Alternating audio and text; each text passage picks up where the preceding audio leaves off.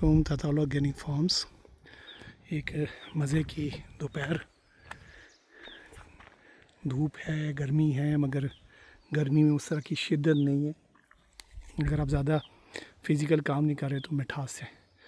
अब आप ये देखें कि ये हमारा जो मेडिटेटर्स लगून है ये लबालब भर गया था, तो अब थोड़ा इसका पानी रिसीड हुआ है। साथ ही हमें ये रियलाइज़ हुआ कि maybe once in 10 years हो सकता है कि बहुत ज़्यादा रेन हो जैसे इस साल हुई है, तो हमने उसकी पेशबंदी करनी है। सो एक तो ये है कि ये जो मेडिटेटर्स लेगून है ये नेचुरली एग्जिस्ट नहीं करता था, ये हमने आर्टिफिशियली बनाया और फिर ये पानी सारा इधर नहीं आता था। अब जैसे अगर आप ये देखें तो ये हमारी छोटा सा रास्ता जाता है, जीपीएल है, ट्रैक्टर ट्रालियाँ चलती हैं, सीधा डेयरी फार्म को जाता है वहाँ। और इस रास्ते पे मैंने बेहिसाबा पानी मोड़ दिया, इस ज़मीनों सब का पानी मैंने उसको डाइवर्ट किया। जब और कोई काम नहीं कर रहा था तो मैं उसको स्लोप ऐसे बना देता था कि वो मेरे तरफ पानी आ जाए। ऊपर उस अंगूर वाली पहाड़ी तक का पानी जो है वो यहाँ आएगा। ये सारा पार का पानी, इस जगह का सारा पानी इस जगह पे आता है। सो पिछले 8 साल से ये एग्ज़िस्ट करता है, तो मुझे कभी फील नहीं हुआ कि ये भरा जाएगा। बट इस साल ये ओवरफ्लो हो गया। इसके जो डिस्चार्ज का लेवल था 3 फुट के पाइप डाले हुए थे। आई थॉट कि शायद कभी वहाँ पानी पहुँचेगा नहीं, और पहुँचा भी नहीं आज तक कभी। तो वो जगह जो है ना वो पानी के जो इनटेक है उसको मैच नहीं कर सकी, और पानी जो है ना वो साइडों से ओवरफ्लो होना शुरू किया, बल्कि ऊपर से पानी निकल गया। सो एक मेरे जहन में चुभन सी आ गई कि मुझे अपने पानी को मैनेज करना है। प्रॉबेबली मेरी पानी की सबसे बड़ी सोर्स ये रास्ता है जिसको जो हमारे डेयरी फार्म को जाता है, जिसके ऊपर डेयरी फार्म की तकरीबन कोई 15,000 स्क्वायर फुट की छत है, जिसका सारा पानी एक कतरा भी अब्जॉर्ब नहीं होता यहाँ आता है। और बाकी ऊपर जो कंस्ट्रक्शन है और बाकी इतनी जो ये फार्म लैंड आगे पीछे लगी हुई, ये सब पानी यहाँ आता है। सो जब यहाँ प्रेशर बहुत ज़्यादा हो गया और डैम की काफ़ी सारी बाहर की साइड पे एरोजन भी हो गई, तो सुबह 5 बजे मैंने उठ के देखा और मैंने अपने बच्चों को जगाया और सबको लगा के सो जितना पानी का इनटेक था वो मैंने काट दिया। सो जब वो पानी का इनटेक काटा तो डिस्चार्ज जो है वो भी इफ़ेक्टिव होना शुरू हो गया, और सुबह से लेके शाम लग गई हमें इसको प्रेशर रिलीज़ करने में। मगर ये कि अल्हम्दुलिल्लाह जो जब एंड में हम आए तो हमारे ये कंट्रोल में आ गया और हमने पानी को सबको डाइवर्ट कर दिया। मेरे आसपास तकरीबन 4-5 डैम है और उनमें से कोई भी नहीं बचा। तो मेरे माशाल्लाह दोनों डैम जो है ना वो बच गए हैं। उसकी 2 वजूहत थी। एक तो मैंने उसका मुनासिब निकासी का बंदोबस्त भी किया हुआ था, और दूसरा ये था कि जब ये क्राइसिस वाला टाइम आया है तो मैंने एक लम्हा ज़ाया नहीं किया और मैंने डैमेज मैनेजमेंट जो है ना वो शुरू कर दी, डैमेज मिटिगेशन का काम शुरू कर दिया। सो मैं बताना चाहता हूँ कि ऐसे डैमों के लिए अब आपके पास सलूशन क्या है। So here is the solution. ये अगर आप देखें तो ये मैंने एक छोटा बैराज का सिस्टम बना दिया है, ठीक है ना। इसमें ये स्टील की शटरिंग की प्लेट है 2 फुट बाय 3 फुट की, जो अभी फिट हुई हुई है, और इसमें पानी डैम के लिए बंद किया हुआ है।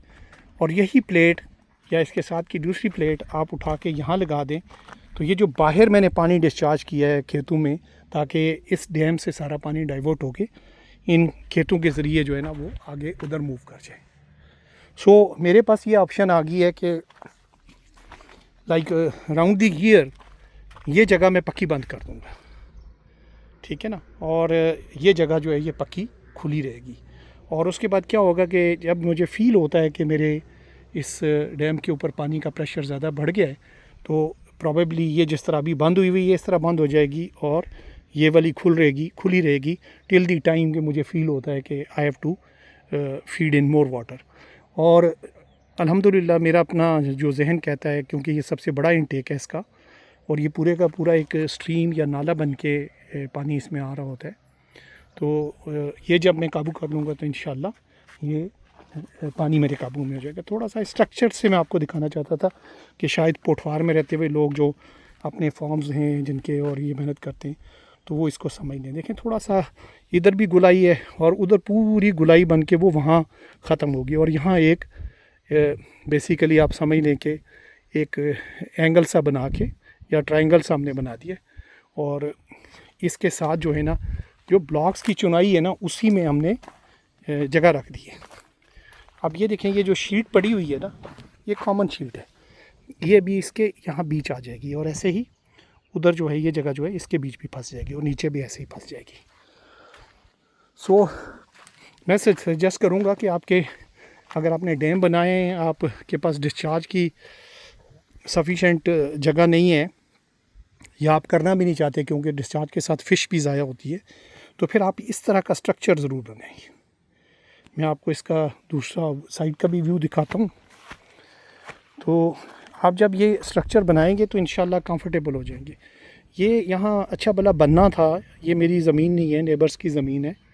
सो पहले भी पानी इधर ही जाता था, तो मैंने डाइवर्ट किया इसको अंदर। तो अब ये है कि पहले ये जितना ये ब्लॉक पड़े हुए तकरीबन इतनी इसमें मिट्टी पड़ी हुई थी, तो ये सारा हमने उस बारिश में जो तूफ़ानी बारिश हुई थी, जो पिंडी की सबसे ख़तरनाक बारिश थी, उसमें ये खोद के हमने ये जगह ठीक की थी।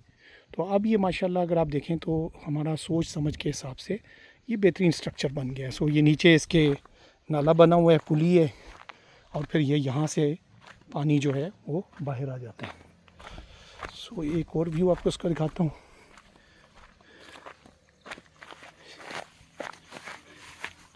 ये यहाँ से पानी जो है ये बाहर आ जाता है, तो ये हमने रास्ता बना दिया है कि इस पर ट्रैक्टर ट्राली इसके अंदर जा सके।